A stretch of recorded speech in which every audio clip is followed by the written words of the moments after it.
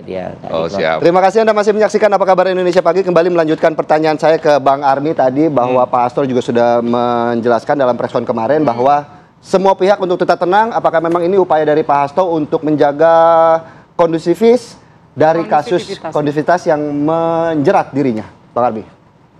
Mas Philip, jadi perlu kita lihat dalam konstruksi narasinya Pak Hasto kemarin itu hanya mengingatkan dalam konteks ya bagaimanapun beliau ini kan sekretaris jenderal. Jadi poinnya adalah beliau ataupun PD Perjuangan tunduk dan patuh terhadap aturan hukum yang berlaku. Tetap tenang kan gitu ya. Prinsipnya itu.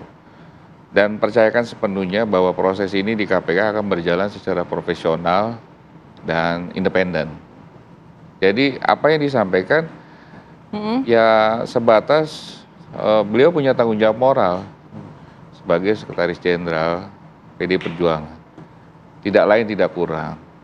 Dan tentu saja karena disampaikan pada saat menjelang pemeriksaan, ya artinya beliau juga menunjukkan dalam posisinya sebagai sekjen, ya tetap kooperatif, tetap bicaranya fokus dalam proses Bang, di bawah sampai akhirnya harus diimbau untuk tenang, simpatisan gitu. Ini ada gejolak di bawah internal? Saya terus terang nggak terlalu berani mengomentari hal itu karena substansinya kita bicara di sisi hukum ya, Mbak. Baik. Artinya poinnya nanti mungkin bisa dilihat dari kacamata pengamat saja yang lebih bisa objektif lah situasinya karena bicara dari sudut pandang luar. Tapi pada prinsipnya PD Perjuangan tetap solid.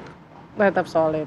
Baik, saya mau ke Mas Ronald. Mas Ronald, sudah diajukan ini surat penundaan begitu ya, permohonan penundaan pemeriksaan setelah pra-peradilan, tapi KPK menolak. Nah, kalau dari Mas Ronald sendiri, apa yang menjadi pertimbangan KPK kemudian menolak hal tersebut dan apa yang kemudian fokus KPK ini sekarang terkesan mengulur-ngulur lah ya. Publik juga mengatakan seperti itu, mengulur-ngulur penahanan dengan alasan belum menemukan atau masih memerlukan keterangan lainnya begitu.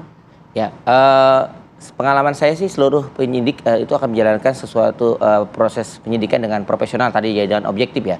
Jadi saya rasa pertimbangan dari tim penyidik, seingat saya ada 2 satgas yang menangani perkara ini ya.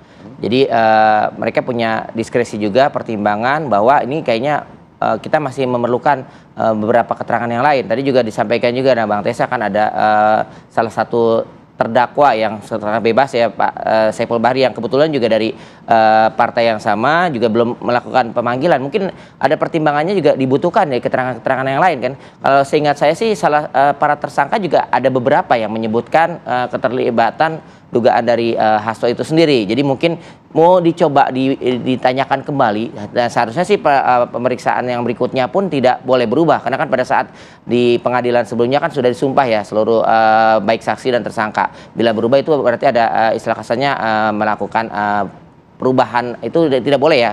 Jadi mungkin saya lihat dari KPK sendiri menunggu semua keterangannya bisa bunyi lagi di perkara yang sekarang dan juga mempertimbangkan beberapa aspek yang lain. Jadi bukan masalah penundaan disengaja, penundaan bukan. Jadi kan emang KPK penyidik punya kewenangan buat menahan, menggeledah dan semacamnya. Tapi untuk penahanan tadi sudah disampaikan juga Bang Amri, adanya argo bila sudah dilakukan penahanan, argo harus jalan. Nanti tahunya beberapa saksi yang lain atau bukti-bukti yang lainnya tidak bisa dibunyikan di perkara ini kan itu secara tidak bisa Mbak, yang perkara yang sekarang yang kemarin dipakai lagi di perkara ini tidak bisa. Jadi harus dibunyikan kembali, diperiksa kembali seluruh saksi-saksinya dan itu membutuhkan waktu yang tidak sebentar. Jadi itu pertimbangannya juga daripada nanti nahan beberapa saksi tidak hadir dan mengulur-ngulur waktu malah terkena ke waktu yang argo yang panjang, itu mungkin yang dipertimbangkan oleh para penyidik terkait perkara ini. Tapi status tersangka berarti sudah cukup alat bukti dong, Bang Ron? Kalau tersangka saya beberapa pertimbangan kasus yang lain ya. Tersangka itu bisa bertahun-tahun boleh, silakan. Cuman kalau penahanannya bisa bila sudah yakin baru dilakukan penahanan itu bisa baru argo berjalan. Itu case yang berbeda antara penetapan tersangka dan juga penahanan itu sendiri. Baik. Narasi yang sering keluar disampaikan oleh PDIP sendiri kan ini soal apa ya, undang-undang KPK yang baru lah. Ibaratnya KPK terkesan mencari-cari nih, membuat drama nih dengan Hasto Kristianto karena di undang-undang KPK yang baru sendiri kan memang tertulis minimal kan 1 M untuk kasus-kasus seperti suap, korupsi. Nah ini kan tidak merugikan merugikan negara, narasinya kan begitu. Nah, pertimbangan apa ini yang bisa masuk atau pidana apa yang bisa masuk menjerat Hasto ini kalau dari pemeriksaan Anda sebelumnya hingga kali ini? Di undang-undang ada menyatakan adalah kerugian negara yang di atas 1 miliar. Kemudian juga meresahkan masyarakat. Oke lah, semalam juga Bang Adian juga menyampaikan meresahkan masyarakat itu tidak bisa tolak ukur yang jelas. Tapi kan ada satu lagi yang terpenuhi adalah penyelenggara negara. Di kasus ini adalah berbeda, tidak perlu melihat dari kerugian keuangan negara, nggak ada. Karena kan kasusnya adalah kasus suap. Dan penyelenggara negaranya ada cantolannya adalah Pak Wahyu Setiawan yang jelas beliau adalah penyelenggara negara. Jadi bila suap dan suapnya beda ya, tidak ada batas minimal berapa, bahkan perkara KPK sebelumnya juga ada yang 100 juta, ada yang 300 juta. Nah itu ke kepolisian? Apanya? Atau tetap di KPK? Tetap di KPK, karena ada melibatkan penyelenggara negaranya, Mbak. Jadi kalau misalnya Instrumen negara ya? Instrumen negaranya ada terkait penyelenggara negaranya, itu tidak harus ada kerugian negara, apalagi ini perkaranya perkara suap. Suap kan tidak, ya itulah penafsiran di orang luar itu banyakkan kerugian negaranya sekian enggak. Di kita itu korupsi itu macam-macam ya, mungkin bisa dijelaskan juga Mbak Armi ya. Salah satunya suap itu sendiri, bukan masalah korupsi yang menyeluruh terkait kerugian negara yang tadi sampaikan. Mau nambahin Bang Armi? Yang mana tuh? Itu tadi boleh ditanyakan ke Bang Armi soal suap. Saya kira Bang Ronald udah lengkap lah. Udah cukup ya? Apalagi pengalaman Bang Ronald pernah menjadi penyidik KPK, sudah bisa melihat dalam kacamata bahwa ini menjadi perhatian publik dan sebagainya, termasuk apakah ini perkara benar-benar murni hukum atau ada unsur lainnya, kan kira-kira seperti itu. Oke, terakhir mungkin Bang Andika, tadi Bang Arbi sudah menjelaskan PDIP tetap solid. Percaya? Ya, PDIP pasti solid sebagai sebuah partai. Ya, ini juga menjadi momen bagi PDIP untuk merapatkan barisan ya, dan mengetes soliditas, mengeluarkan pihak-pihak yang tidak loyal terhadap Ibu Ketum. Maksudnya pemecatan kemarin? Ya, dan memang kalau kita lihat kan setiap peristiwa politik, peristiwa hukum itu ada panggung depan, ada panggung belakang. Panggung depannya tadi disampaikan oleh Bang Armi dan juga Mas Ronald, tetapi kalau kita lihat panggung belakangnya, ini kan tidak terlepas dari relasi Pak Jokowi, Bu Megawati, dan Pak Prabowo. Kalau kita lihat sekarang kebutuhan utama dari Pak Prabowo, kalau dilihat dari pidato-pidato beliau ya sebagai presiden di banyak forum adalah merangkul semua kekuatan, termasuk PDIP. Tetapi kan di tengah upaya tersebut tiba-tiba ada isu ini. Ya. Oh maksudnya lagi dirayu-rayu. Dan banyak orang menduga siapa yang memainkan isu ini.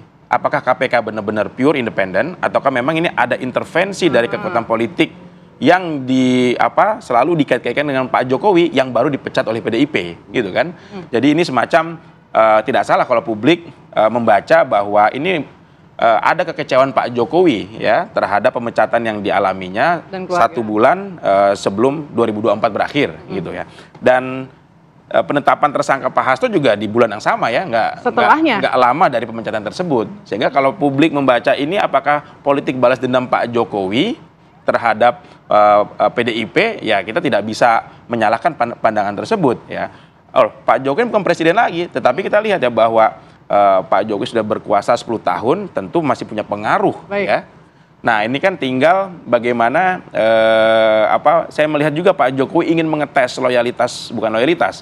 tingkat friendship dengan Pak Prabowo ya. Apakah Pak Prabowo dalam hal ini lebih memilih PDIP untuk dirangkul atau tetap menjaga saya sebagai singkat sahabat? saja mungkin Mas Andika, karena memang Bu Mega sendiri menyampaikan ya bahwa ia berbincang dengan Pak Prabowo, bahasanya itu Pak, kita sama-sama ketum gitu ya. Bu Mega bilang kita sama-sama ketum, bagaimana perasaan Bapak kalau anak buahnya dibegitukan. Ini sinyalkah dari Bu Mega untuk meminta bantuan, akhirnya gayung bersambut begitu, akhirnya Pak Prabowo bisa dapat dukungan PDIP, Bu Mega bisa dapat pembelaan? Membaca pesan Bu Megawati itu sebagai bentuk untuk menggugah Pak Prabowo ya untuk proaktif dalam mengintervensi secara politik isu ini, karena isu ini sudah tidak lagi dalam ranah hukum yang pure, tetapi juga ada ranah politiknya.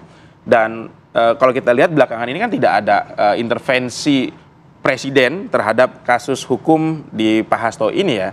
Dan menurut saya juga tidak ada salahnya Bu Megawati mencoba menggugah ya emosi Pak Prabowo yang sama-sama sebagai ketum, yang barangkali Pak Jokowi ini bukan ketum, jadi nggak bisa merasakan kondisi psikologis yang sama ya. Dan inilah yang coba disampaikan oleh Bu Megawati untuk mencari kesamaan identitas sebagai sama-sama ketum gitu ya. Kalau Mas Andika bilang nih Pak Prabowo dilema nih. Dilema. Ini antara ujian friendship dengan Pak Jokowi.